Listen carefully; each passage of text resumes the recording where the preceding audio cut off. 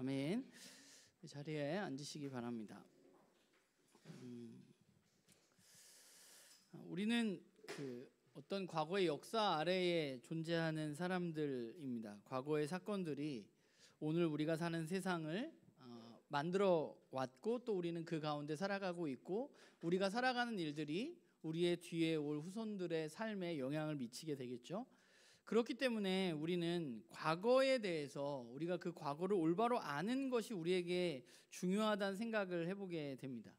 우리가 우리의 역사를 마주하면서 해야 할 일은 무엇인가 생각해 보면, 그것은 저는 역사 교육을 늘 그렇게 받았던 것 같아요. 그냥 몇 년에 뭐가 있었다, 몇 년에 뭐가 있었다, 그건 몇 년에 있었지, 이렇게 암기 위주의 역사 교육을 받았는데, 사실 그것이 몇 년에 일어났는가, 어떻게 그것보다 더 중요한 것은 그때 어떤 일이 일어났고, 또 그 일을 통해서 어떤 일들이 발생했고, 또 우리는 그것을 통해서 어떤 것들을 배우면서 오늘의 삶에 적용해서 살아갈 수 있는가 하는 것이 훨씬 더 중요한 것입니다. 우리가 10월 달에 종교개혁에 대한 이야기를 나누고 있는데, 루터가 1517년 10월 31일에 95개조 방반문을 붙이면서 종교개혁이 시작되었는데, 우리에게 중요한 것은 루터가 1517년 10월 30일에 그 반박문을 붙였다는 것이 중요한 것이 아니라, 왜 종교개혁이 일어날 수밖에 없었는지에 대해서 우리는 살펴야 하고, 오늘 우리가 종교개혁을 바라보면서 무엇을 배우고 무엇을 생각할까를 또한 살펴야만 합니다. 그리고 더불어서 그렇다면 그 종교개혁이 가지고 있었던 한계는 무엇이었는지 우리가 살펴보면서, 우리가 정말 개신교도로서, 프로테스탄트로서 걸어가야 할 길에 대해서 생각하고 고민하는 일들이 우리 가운데 필요하겠죠. 그게 프로테스탄트로서의 삶을 살아가는, 개신교도로서 삶을 살아가는 우리들의 올바른 자세라고 생각합니다. 그런데 생각해보면 우리는 종교개혁을 통해서 탄생한 그런 개신교도이지만, 사실 종교개혁에 대해서 우리가 제대로 배운 적도 없고 그 의미를 제대로 알지 못하는 일들이 많은 것 같아요. 그래서 종교개혁에 대해서 우리가 제대로 알지 못하니까 종교개혁과 전혀 상관없는 일들이 우리 가운데 일어나고 있는 것이겠죠. 오히려 구교로, 원래 개혁하려고 했던 그 교회로 돌아가는 모습들이 우리에게서 나타나고 있다는 생각도 해보게 됩니다. 그러니까 올바로 무언가 우리의 역사를 알지 못하면 우리는 거기에서 무언가를 배울 수 없고, 또 우리가 무언가를 배울 수 없다면 우리가 걸어가야 할 길을 올바로 발견하는 것은 더더욱 어려운 일이라는 생각을 하게 돼요.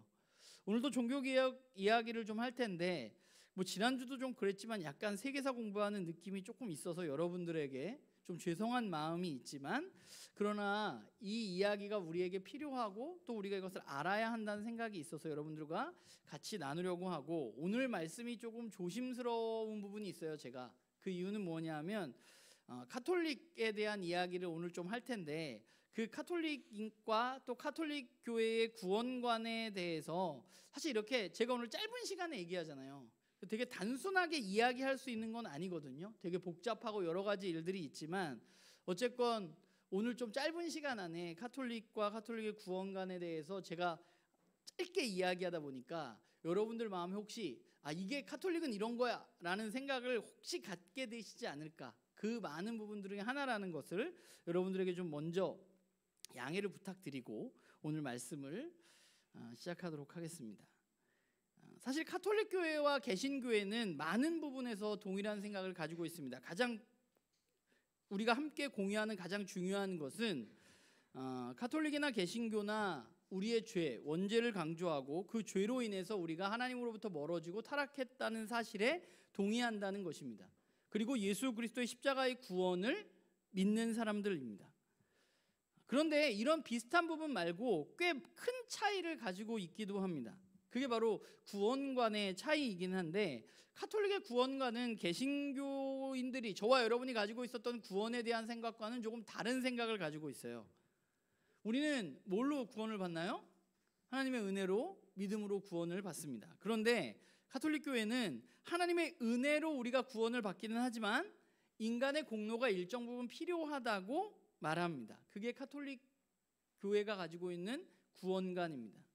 그래서 가톨릭 교회에서 굉장히 중요한 것들이 뭐냐면 교회에서 베풀어지는 어떤 성사들이에요. 7성사, 7개의 성사들이 있는데 그 성사들이 굉장히 중요하고 구원에 있어서 가장 중요한 게 뭘 것 같아요? 세례입니다. 우리도 구원 받은 증표로 우리가 세례를 받죠. 근데 가톨릭 교회는 우리의 세례와는 좀 의미가 달라요. 우리는 여러분들이 믿음으로 예수 그리스도를 고백하고 나 예수님을 주인으로 삼고 살아가겠습니다 하는 의미로 내가 구원을 받고 우리 공동체 내에서 내가 그런 삶을 살겠습니다라는 징표로 우리는 세례를 베풀지만 가톨릭 교회는 세례를 받을 때 우리를 구원하신 하나님의 은혜가 교회의 그 성례인 세례를 통해서 사람에게 유입된다고 이야기합니다. 그래서 교회가 중요하고 성례가 중요한 거예요. 세례를 통해서 사람이 구원받기 때문입니다. 세례 예식을 통해서 하나님의 은혜가 사람들에게 오게 되는 거죠. 그래서 세례를 통해서 내 원죄가 씻겨지고 내가 구원을 받게 된다고 말합니다. 그런데 세례를 받은 후에 여러분들은 죄 안 짓나요? 짓잖아요. 그럼 어떻게 해? 여러분들은 어떻게 하죠? 세례를 하고 우리가 구원받았는데 죄를 지으면 우리는 회개를 하고 우리의 삶을 계속해서 돌이키잖아요. 말씀 앞에. 그런데 가톨릭은 세례 후의 죄들에 대해서 거기에 인간의 책임이 있다고 이야기를 해요. 그래서 죄를 지을 때마다 그 책임을 없애기 위해서 그 죄를 사하기 위해서 뭘 해요? 고해성사를 합니다. 그리고 여기에 또 한 가지 개신교와 다른 한 가지가 지난주에 말씀드렸던 연옥입니다. 연옥은 어떤 곳이냐면 이생과 저세상의 중간에 있는 곳인데 인간이 여러 가지 죄를 지어서 구원받은 후에 죄를 지으면 천국에 바로 갈 수 있는 게 아니라 그 죄에 대한 대가를 치러야 한다는 것이 연옥 개념이에요. 그래서 우리가 구원을 받았지만 죄를 지었기 때문에 연옥에 가서 연옥에서 우리의 죄에 대한 대가를 치르고 정화되어야만 천국에 갈 수 있게 되는 것입니다. 그래서 가톨릭 교인들이 뭘 잘하냐 하면 이 땅에서 어떤 일들을 해요? 착한 일을 많이 하죠. 선행을 많이 합니다. 왜냐하면 그 선행으로 연옥에서의 자기가 받게 될 고통이 줄어든다고 믿기 때문입니다. 그러니까 가톨릭 교회는 선행과 고해성사를 통해서 죄의 사함을 받아서 내가 연옥에서 받는 고통이 줄어들 수 있도록 노력하는 노력이 필요하다고 말하게 돼요. 그러니까 가톨릭에서 말하는 구원이라는 것이, 구원받는다는 것이 하나님의 은혜만 있는 것이 아니라 인간의 노력과 공로가 필요한 것입니다. 그러니까 우리는 절대로 착한 일을 해서 우리가 어떤 의에 이르지 못한다고 말하지만 천주교에서는 착한 일을 통해서 내 죄의 어떤 연옥에서의 고통이 줄어든다고 생각하는 거죠. 그러니까 부족한 인간의 공로가 고해성사를 통해서 인간의 죄를 덜어지고 나머지 부분들은 연옥에서 고통을 통해서 정화되어져서 완전히 천국에 이르게 된다는 것이 기본적인 가톨릭의 구원관입니다. 그래서 개신교와는 다른 거예요. 개신교에서는 인간이 할 수 있는 것이 아무것도 없다고 말합니다. 우리는 오직 하나님의 은혜로 말미암아서 믿음으로 구원을 받은 사람들입니다. 우리는 그렇게 얘기하죠.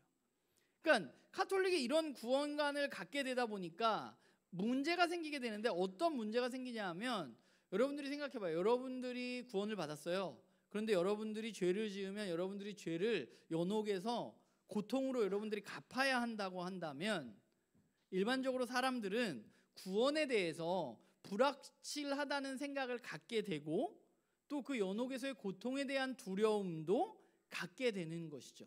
그게 종교개혁 시대에 있었던 일이에요. 죄책감과 죄의 형벌에 대한 두려움이 사람들 마음 가운데 점점 커지게 된 거예요. 우리가 지난주에 얘기했지만 당시의 교인들이 하나님을 알 수 있는 방법이 아예 없었어요. 하나님의 뜻을 알 수 있는 방법이.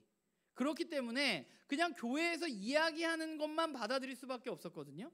그러니까 교회에서 이야기하는 대로 받아들이다 보니까 내 죄책감, 내가 세례를 받았지만 죄를 짓는 그 죄책감과 죄의 형벌에 대한 두려움이 커지니까 예수 그리스도의 십자가의 용서에 대한 확신이 내 안에 조금씩 점점 작아지는 일들이 발생하게 되고, 그렇다 보니까 어떤 일들이 발생하게 되느냐 하면 그 문제들을 해결하고자 하는 욕망이 인간 안에 생기는 거죠. 사람들 마음 가운데 죄에 대한 두려움, 고통에 대한 두려움을 없애기 위한 노력들을 하게 됩니다. 그래서 당시에 종교개혁 시대의 가톨릭에서 이런 문제 때문에 생겨난 것들이 있는데, 우선 첫 번째는 여러 가지 미사들이 생겨났다는 거예요. 그걸 없애기 위해서 죽은 자들을 위한 미사도 생기고, 연옥에서 고통당하는 사람들을 위한 미사도 생기고, 구원받지 못한 사람들을 위한 미사, 뭐 이런 미사들이 점점 교회의 개수가 많이 생기게 됐다는 것이죠. 그게 첫 번째예요. 여러 가지, 오늘 쉽게 말하면 여러분의 죄를 용서하는 예배, 뭐 어떤 예배 이런 예배들이 우리 교회 안에 너무 많아져서 여러분은 죄를 지을 때마다 그 예배를 드리고 그런 일들이 일어났다는 거예요. 불안하니까. 그리고 두 번째는 어떤 일이 일어났냐면 성인 숭배를 하게 되었습니다. 그러니까 가톨릭은 어떤 신앙 때문에 자신의 목숨을 바친 순교자들을 교회 심사를 통해서 성인이라는 이름으로 명명을 합니다. 그게 가톨릭에서 말하는 세례명에 나오는 이름들이 모두 성인들이에요. 그런데 그 성인을 인정하는 것은 좋은데, 그래서 그 성인을 본받아서 내가 그렇게 신앙생활을 하는 것은 좋은데, 시간이 지나면 지날수록 사람들 마음에 그 성인들의 몸의 일부, 성인들의 유품들이 무언가 능력이 있다고 믿게 되었던 일들이 일어나는 거죠. 우리 부적처럼. 그래서 성인의 무덤에 가서 기도를 하면 기도가 잘 이루어진다던가 뭐 이런 생각들을 하게 돼요. 성인들이 기도에 응답할 수 있는 능력이 있어서 하나님께 기도하는 것이 아니라 성인들에게 기도하는 일들까지도 일어나게 됩니다. 그리고 세 번째는 뭐냐? 우리가 지난주에 얘기했던 면죄부, 즉 면벌부예요. 이게 우리가 생각하는 내가 돈을 내면 내 죄가 사해지는 그런 개념은 아니라고 했어요. 면벌부는 뭐냐 하면, 왜 이게 만들어졌냐 하면 교회가 돈이 필요했어요. 성전도 건축해야 되고 십자가 논정도 가야 되고 돈이 필요했어요. 돈을 모을 방법을 생각하다가 주교들이 생각한 게 뭐냐 하면, 연옥에서 고통받는 사람들이 있잖아요. 지금 카톨릭 교리로 하면. 그런데 그 헌금함에 돈을 넣으면 그 사람의 영혼이 연옥에서 천국으로 옮겨진다는 그런 가르침을 주교들이 가르치게 되었어요. 그래서 당시에 되게 유명했던 말이, 동전함에 땡그랑 소리가 나면 너의 부모님이 연옥에서 고통받지 않고 천국으로 옮겨진다고 가르쳤단 말이야. 여러분 같으면 헌금을 하겠어요? 안 하겠어요? 하겠죠. 그러니까 내가 사랑하는 사람이 죽었어. 그 연옥에 있대. 그리고 거기 고통받고 있대. 자신이 지은 죄 때문에. 그런데 돈을 내면 천국으로 옮겨진대요. 그러면 돈을 내겠죠. 그게 면죄부예요. 우리가 흔히 말하는.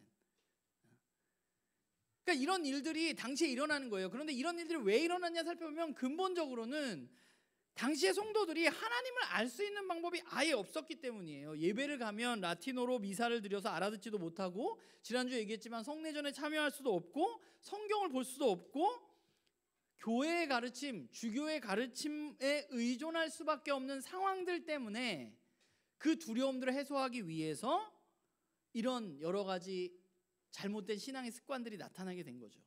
그리고 우리가 잘 알고 있는 루터도 그 안에 살아가고 있는 사람이었습니다. 그래서 루터는 그러면 거기서 어떻게 회심을 했는가? 루터도 구교였고 루터도 수도사였는데, 그럼 루터는 어떻게 하나님의 은혜와 믿음을 알게 되었는가를 우리가 아는 것이 전 우리에게 굉장히 중요하다고 생각해요. 그래서 루터의 회심 과정이 우리에게 의미가 있다고 생각합니다. 루터도 마찬가지로 가톨릭 교인이었고, 구원의 불확실성과 그럼 하나님의 심판에 대한 두려움을 가지고 젊은 시절을 살아가고 있었습니다.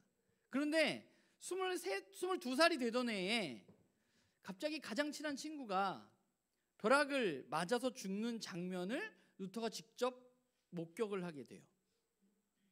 자기 친구가 벼락 맞는 장면을. 그래서 루터는 그 일 있은 후에 하나님의 진노에 대한 생각들, 그리고 하나님의 진노에 대한 공포, 내가 진짜 구원받을 수 있을까? 나에게도 저런 심판이 주어지는 게 아닌가? 그 친구의 죽음을 보면서 이런 생각들을 하게 되고, 당시에 뭐 여러 가지 성인이 있었는데 광부의 수호신이라고 불리는 성 안나에게 그렇게 기도를 하게 돼요. 나를 여기서 죽지 않게 해주시면, 나를 살려주시면 내가 수도사가 되겠습니다 하고 기도하게 되고, 그래서 수도원에 들어가게 된 거예요. 그래서 수도원에 들어가서 루터가 한 일은 뭐냐 하면, 아까 말했던 그 죽음의 공포와 여러 가지 두려움에서 벗어나기 위한 일들을 하게 돼요. 그래서 가톨릭에서 이야기하는 죄를 씻을 수 있는 방법들이 무엇인지 알아가고 그 일들을 수행하게 돼요. 그래서 고해성사를 매일매일 하게 되고 사흘에 한 번씩 금식을 하고 그리고 8개월 동안 로마를 방문하게 되는데 그 로마를 방문해서 하는 일이 뭐냐 하면 로마에 가면 제가 성당 이름 지금 잃어버렸는데 빌라도 계단이라는 게 있대요. 예수님 그 올라가셨던 빌라도에게 재판을 받았던 뭐 그런 의미의 계단인데 그 빌라도의 계단이 제가 어제 찾아봤더니 이렇게 두 개가 있더라고 계단이. 그래서 여기는 일반 사람들이 올라간 계단이고 오른쪽에 있는 계단은 무릎을 꿇고 그 계단을 오르락 내리락 하면 그런 고행을 하면 죄가 씻어진다고 사람들은 믿었던 것 같아요. 그래서 유터는 로마에 가 있는 8개월 동안 그 빌라도 계단을 매일 오르락 내리락 무릎으로 오르락 내리락 하면서 고행을 하게 됩니다. 죄를 씻기 위해서. 그런데 이런 고행을 하면서 시간을 보냈지만 여전히 루터에게는 하나님의 심판과 두려움에 대한 구원받지 못했다는 생각에서 그가 벗어날 수가 없었어요. 그래서 그가 수도원에 들어왔을 때 너무 괴로워하고 너무 힘들어하니까 수도원 원장이 루터에게 그러면 헬라어랑 히브리어를 배워서 성경을 한번 공부해 보는 게 어떠냐라고 제안을 하게 되고 루터는 그 이후로 헬라어와 히브리어를 공부하게 되고 8년 동안 시편, 로마서, 갈라디아서, 히브리서 이 4권의 성경을 집중적으로 공부하게 됩니다. 그리고 그 8년의 시간 성경을 공부하는 시간 동안에 결국 루터는 성경이 말하는 하나님의 가르침에 대해서 눈이 열리기 시작하는 것이죠. 오늘 우리가 읽은 로마서 1장 16절에서 17절 로마서의 중심절이라고도 할 수 있는 이 구절을 읽으면서 그는 하나님의 의라는 것이 하나님의 정의로움이라는 것이 루터에게는 두려움이었어요. 원래 심판의 하나님이었기 때문에. 그런데 루터는 이 로마서 1장 16절 17절을 읽으면서 그 하나님의 정의가 하나님의 의가 우리를 심판에 던지는 의가 아니라 우리를 구원하는 의라는 것, 우리를 구원시키시는 신실한 마음이라는 사실을 그는 깨닫게 됩니다. 그래서 과거에 그가 가톨릭에 몸담았을 때 성례전을 통해서 어떤 세례나 성찬이나 이런 것들을 통해서 하나님의 의가 우리에게 유입된다고 생각했었는데 루터는 이 기간들을 통해서 교회의 성례전을 통해서 하나님의 은혜가 사람들에게 유입되는 것이 아니라 하나님께서 그리스도를 통해서 하신 일을 알고 그것을 진심으로 믿을 때 그때 믿음으로 그 은혜가 우리 안에 임하게 된다는 것을 깨닫게 됩니다. 이건 저와 여러분에게는 너무나 당연하고 우리가 교회에 가면 너무 많이 듣는 이야기이지만 당시에는 이런 걸 알 수 있는 방법이 아예 없었어요. 죄인을 의롭게 하시는 구원이 성례전으로부터 온다고 믿었지 하나님의 은혜를 통해서 믿음으로 온다고 생각하는 사람들이 없었다는 거예요. 루터는 죄인을 의롭게 하시는 구원이 오직 하나님의 은혜, 즉 십자가에서 죽으신 그리스도를 통해서 우리에게 주어진 선물이시라는 것을 알게 되면서 그가 그동안 가지고 있었던 죄책감, 죄에 대한 두려움, 심판에 대한 두려움으로부터 벗어나게 됩니다. 선행이 나를 의롭게 해주는 게 아니라 하나님의 은혜가 나를 의롭게 해주는 거구나 라는 것을 깨닫게 돼요. 죄인이 의롭게 되는 것이 전적으로 하나님의 은혜 때문에 가능한 것이지 우리가 거기다가 무언가를 덧붙일 수 없다는 것, 하나님이 우리에게 주시는 선물을 감사함으로 받아들이고 믿음으로 수용하면 된다는 것, 그것을 루터는 깨닫게 됩니다. 이게 바로 루터의 회심의 과정이에요. 그리고 나서 루터는 이것을 알리기 위해서 가톨릭에서 일어나는 여러 가지 안 좋은 일들을 보면서 거기에 뭐 면벌부가 가장 큰 역할을 하기도 했지만 그런 일들을 보면서 95기조 반박문을 성당 문에다가 붙이게 되는 거죠. 우리가 루터의 회심에 대해서 생각해 봐야 하는 이유는 그 회심이 당시에 있었던 신앙, 어떤 가톨릭이 일반화되어지고 거기로부터 벗어날 수 없는 신앙에서 그를 구원했기 때문입니다. 그리고 우리는 그 루터의 회심 과정을 통해서 종교개혁이 일어났고 저와 여러분은 그 종교개혁의 후예들이기 때문에 우리는 그것을 바라볼 수밖에 없는 것이죠. 그러니까 저와 여러분의 구원의 확신이 무엇으로부터 이루어졌느냐, 뭐 구원파에서는 너 몇 시에 구원받았어? 너 몇 구원받았어? 이렇게 물어보는데 우리의 구원이 어디로부터 오느냐? 세례로부터 오는 게 아니라 우리의 구원은 성경의 가르침을 통해서 내가 하나님의 은혜를 경험하게 되었을 때 그 하나님의 은혜, 십자가의 은혜를 믿음으로 정말 그렇구나라고 받아들이게 되었을 때 우리에게 구원이 임한다는 사실에 대해서 우리는 분명히 알아야만 합니다. 그러니까 구원이라는 것이 성경의 가르침으로부터 온다는 것이 중요한 거예요. 말씀으로부터 온다는 것. 말씀 앞에 서서 그 가르침을 깨달아서 예수 그리스도의 십자가의 은혜를 알게 되고 그 은혜의 믿음으로 반응하게 될 때 우리는 구원을 받게 되는 거예요. 그러니까 프로테스탄트인 저와 여러분, 개신교인들은 말씀이 저와 여러분의 구원의 본질일 수밖에 없어요. 그렇기 때문에 성경이 우리에게 그 무엇보다 중요한 거예요. 말씀을 통해서 우리가 구원을 받기 때문에, 개신교는 그렇게 생겨났기 때문에 저와 여러분이 말씀을 통해서 깨달아가는 과정이 필요합니다. 물론 제가 여기서 설교를 해서 여러분들이 알게 되는 과정도 필요하겠고, 또한 여러분들 스스로가 말씀을 통해서 하나님을 알아가는 과정들도 필요한 것이죠. 루터가 그렇게 회심을 하고 난 후에 하나님의 은혜를 믿음으로 받아들이면 되는구나, 그게 구원이구나라는 것을 알게 되고 죄책감을 떨쳐버린 후에 그의 삶에 어떠한 변화가 찾아왔느냐? 그는 두려움에서 벗어나게 되었고 이 사실이 진리임을 깨닫고 그 진리를 사람들에게 알려주어야 하겠다는 생각을 하게 됩니다. 그래서 그가 굉장히 담대해져요. 원래 루터 그런 사람이 아니거든요. 근데 그가 굉장히 담대해져. 그래서 얘기했듯이 95개조 반박문을 성당 문에다가 붙이게 되는 거죠. 사실 루터는 처음에 그걸 붙였을 때 자기가 이렇게까지 될 줄은 몰랐습니다. 그렇게 대단한 사람이 아니에요. 그냥 약간 소심한 사람인데, 그런데 그거를 알리고 싶었던 거예요. 그래서 그거를 붙임으로 말미암아서 그는 교황 앞에 서게 되고 교황으로부터 너의 가르침을 철회하라는 명령을 듣게 됩니다. 당시에 루터도 카톨릭 사제였기 때문에 교황으로부터 네가 가르치는 것은 틀렸으니 네 가르침을 철회해 라는 명령을 받게 돼요. 그런데 루터가 그 교황의 말에 이렇게 말합니다. 내 양심은 하나님의 말씀에 붙들려 있습니다. 내 양심과 반하여 하는 말은 정당하지도 않고 안전하지도 않습니다. 나는 철회할 수 없습니다. 하나님이시여 나를 도우소서 라고 말합니다. 그리고 루터는 종교재판 보름스 회의에 넘겨지게 돼요. 그 보름스 회의는 그 루터 전에 한 100년 전쯤에 체코의 종교개혁자가 있었어요. 야누스라는 성경을 번역한 사람이었는데, 그 야누스가 그 보름스 회의에서 사형을 선고받게 되고 화형을 당했던 회의예요. 그 회의에 루터가 회부되게 돼요. 그런데 루터는 어떻게 그 가운데 어떻게 넘어갈 수 있게 돼요. 화형을 당하지 않고. 그러니까 어찌되었건 루터는 자신의 믿음으로 구원을 받은 그 사실을 통해서 그 사실을 알리고 싶어 굉장히 담대한 모습으로 그 진리를 증거하기 시작합니다. 왜냐하면 그것이 진리라고 자신이 확실히 믿게 되었기 때문입니다. 그런데 이거는 루터뿐만 아니라 당시에 있었던 종교 지도자들이 마찬가지예요.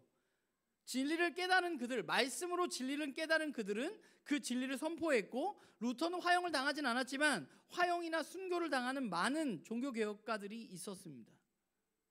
그러니까 회심한 사람들, 하나님의 진리를 깨달은 사람들, 하나님의 은혜를 믿음으로 받아들인 사람들에게는 어떤 일들이 나타나느냐? 그 진리를 사람들에게 알리고 싶어하는 담대한 마음들이 그들 가운데 생기게 된다는 거예요. 세상이 가로막을지라도 세상을 향한 담대함, 자기 자신이 하나님의 손에 붙들렸기 때문에 자기를 막는 것들이 틀렸다는 것, 그래서 이것을 내가 외쳐야 한다는 것, 그래서 권력이나 악에 타협하지 않고 그것에 담대하게 맞서서 그 역할들을 감당했던 것입니다. 그게 바로 종교개혁가들입니다. 그게 우리가 생겨난 시작이에요. 개신교도인 저와 여러분이 생겨난 시작.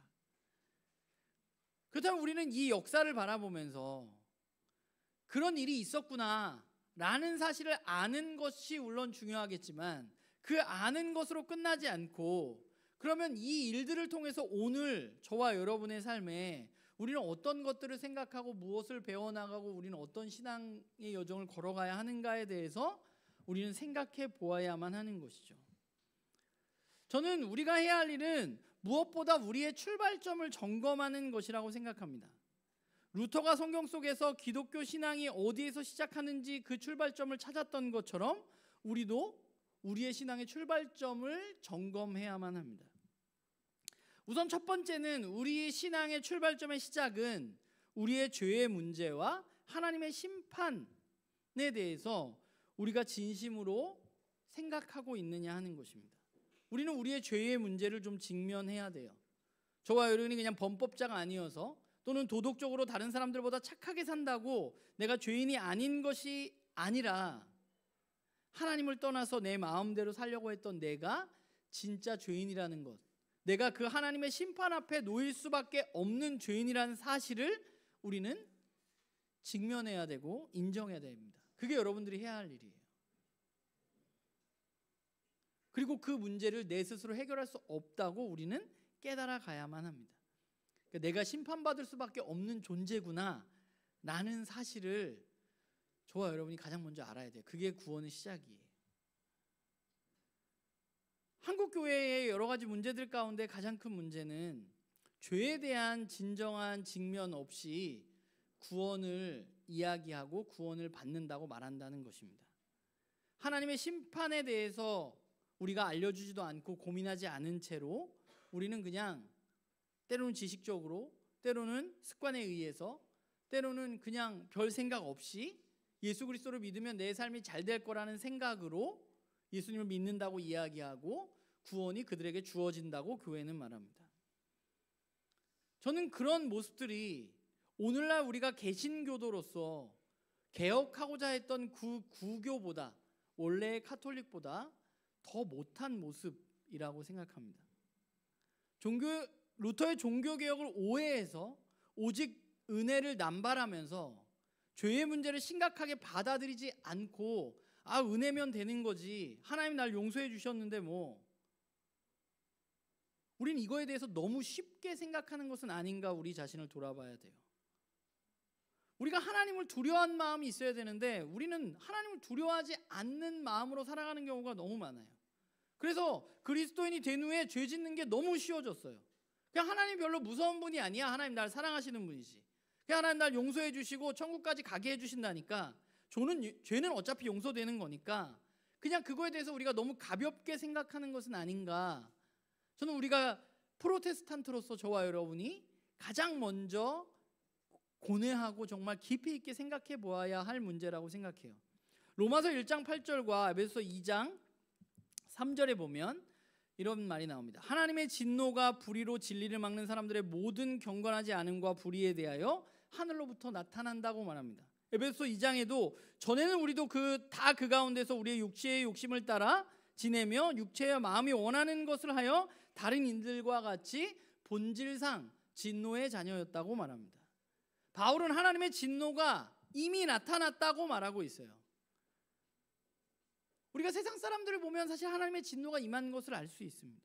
그런데 이 세상에 하나님 완전하게 진노가 임하지 않고 완전한 심판이 이루어지지 않은 이유는 하나님 우리를 너무나 사랑하시고 그리스도를 통해서 그 사랑으로 그 심판을 유보시키신 것뿐이에요. 심판이 없는 게 아니라 저와 여러분들도 언젠가 그 심판대 앞에 서게 될 것입니다.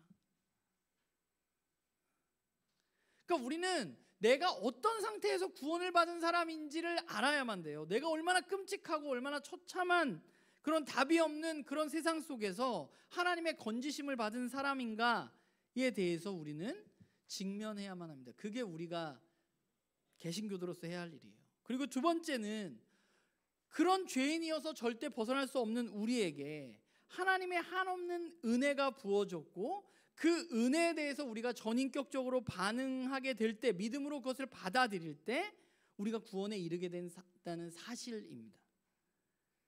예수 그리스도를 통해서 하나님의 한없는 사랑이 우리들에게 나타나게 되었습니다. 저와 여러분은 구원받을 자격이 없는 사람들이지만 하나님 우리를 너무나 사랑하셔서 하나님 자신의 하나밖에 없는 아들을 이 땅 가운데 보내셔서 희생시키셨습니다. 로마서 3장 24절 25절에 보면 이렇게 말해요. 그리스도 예수 안에 있는 속량으로 말미암아 하나님의 은혜로 값없다 의롭다 하심을 얻은 자 되었느니라. 이 예수를 하나님이 그의 피로써 믿음으로 말미암는 화목제물로 세우셨으니 이는 하나님께서 길이 참으시는 중에 전에 지은 죄를 간과하심으로 자기의 의로우심을 나타내려 하심이라. 에베소 2장 8절 우리 너무 잘 아는 거죠. 너희는 은혜에 의하여 믿음으로 말미암아 구원을 받았으니 이것은 너희에게서 난 것이 아니요 하나님의 선물이다. 예수 그리스도 안에서 우리는 속량함을 받았습니다. 예수님이 우리 대신 죄값을 치러주심으로 말미암아서 우리는 죄인이었지만 의인으로 인정받게 되었습니다. 그 피를 우리가 신뢰할 때 우리는 하나님 앞에 다시 설 수 있게 되는 거예요. 그 은혜를 믿음으로 정말 하나님이 그렇게 하셨구나 라는 것을 받아들일 때 우리는 구원을 얻게 되는 것입니다. 믿음이라는 것이 내가 원하는 것을 그냥 마음껏 누리고 내가 원하는 것을 이루는 것이 아니라 하나님이 하신 일을 받아들이는 거잖아요. 하나님이 이런 일을 하셨다고, 예수 그리스도를 보내줌으로 말미암아서 난 구원 못 받는 사람인데 날 대신해서 예수 그리스도를 희생제물로 보내주시면서 저와 여러분을 구원받게 하신 것입니다. 우리는 그 사실을 믿음으로 받아들여야 돼요. 그러면 이제 세 번째, 믿음으로 그것을 받아들여서 의인이라 칭함을 받는 저와 여러분은 어떤 삶을 살아가야만 하는가? 죄는 그냥 우리가 회개기도하면 용서되니까 우리는 그냥 아무렇게나 살아도 되는가? 성경은 우리에게 그렇게 말하고 있지 않아요. 구원받은 사람들은 거룩함을 추구하면서 살아야 한다고 성경은 말합니다. 믿음으로 의롭게 된다는 것은 그냥 죽어서 천국 가는 게 끝이 아니에요. 예수를 믿으면 죄 용서를 받고 죽으면 천국을 가는 게 기독교의 전부가 아니라고. 그것이 우리의 죄의 문제를, 그분이 우리의 죄의 문제를 해결해 주셨다면 이제 우리는 고민해야 되는 거죠. 새로운 생명으로 나는 어떤 삶을 살아야 할까? 우리는 당연히 하나님을 닮아가고 하나님이 말씀을 따라서 살아가는 삶이 우리에게 필요합니다. 로마서 6장 19절을 보면 바울은 이렇게 말해요. 너희 육신이 연약함으로 내가 사람의 예대로 말하노니 전에 너희가 너희 지체를 부정과 불법에 내주어 불법에 이른 것 같이 이제는 너희 지체를 의에게 종으로 내주어 거룩함에 이르라고 말합니다. 우리의 몸을 이제는 어디에다 내줘야 돼요? 의에 내줘야 한다고 말하고 있어요. 의의 종된 삶을 살으라고 바울은 말합니다. 에베소서 2장에서는 우리는 그가 만드신 바라 그리스도 예수 안에서 선한 일을 위하여 지으심을 받은 자니 이 일은 하나님이 전에 예비하사 우리로 그 가운데 행하게 하려 하심이라. 하나님 우리를 구원하신 이유는 뭐예요? 선한 일을 하게 하기 위해서입니다. 거룩한 삶을 살아가기 위해서 하나님 우리를 부르신 거예요. 그게 하나님의 목적이고 하나님의 뜻입니다. 거룩함을 구원을 받았다고 말하는데 거룩함을 추구하지 않는 그리스도인, 나는 구원받았다고 말하는데 뭐 죄 하나님이 용서해 주는 거니까 괜찮아 라고 죄를 가볍게 여기는 사람들, 안타깝지만 가짜일 가능성이 높습니다. 그건 구원받은 사람의 삶의 태도가 아니에요. 오늘날 그리스도인들이 안타까운 이유는 선행을 하지 않아요. 그냥 내가 예수 믿고 구원받고 천국 받은 끝이에요. 내일 잘 풀리면 끝이에요. 그거는 기독교를 올바로 이해하지 못한 것입니다. 그럴 바에는 차라리 카톨릭이 나아요. 선행을 하는, 죄를 지으니까 착한 일을 해가지고 이 죄 좀 없애보려는 카톨릭이 선행을 안 하고 구원받았다고 이야기하는 그리스도인들보다 훨씬 낫다고. 개신교를 잘못 받아들인 사람들은 그 선행은 고사하고 나쁜 일도 많이 해요. 구교보다 더 나빠졌어. 거기를 개혁하려고 생긴 종교가 그것보다 더 안 좋아지는 상황이 발생하게 된 거죠. 저와 여러분을 하나님 구원하신 이유를 우리는 분명히 알아야만 돼요. 저와 여러분, 그리고 거룩함, 우리가 물론 부족한 부분들이 있어요. 잘 안 되는 부분들이 있지만 그렇다고 그게 안 해도 되는 건 아니에요. 우린 그걸 해야 돼. 거룩함을 추구하고 세상과 구별된 삶을 살아가야만 하는 사람들이에요. 우리가 그걸 하다가 너무 힘들어가지고 거기에 안타까워하고 고뇌하는 거는 그럴 수 있지만, 너무 당연하게 세상 사람들과 똑같이 살면서 나 교회 가서 예배드리면 돼라고 얘기하는 태도는 가짜라고요.